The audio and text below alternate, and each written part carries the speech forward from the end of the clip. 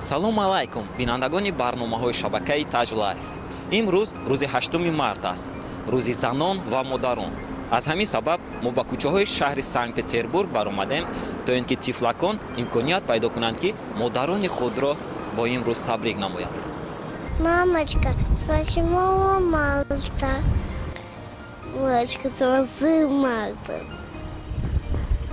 Мамочка, с 8 марта. Мамочка, с 8 марта. Ну, с 8 марта желаю тебе всего хорошего, чтобы ты была доброй и чтобы у тебя всегда были друзья. Мама, с 8 марта. И всех поздравляю вас.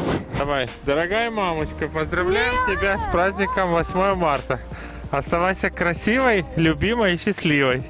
ва дар охир гуфтанием ки ба сомонаи tajlife.ru дароед ва дар шабакаи мо дар YouTube подписываться кунед. Подписываться тарҷумаашро наёфтем, аз ҳамин сабаб калимаи русиро истифода бурдем. Агар ягон пешниҳод дошта бошед дар комментария бинависед.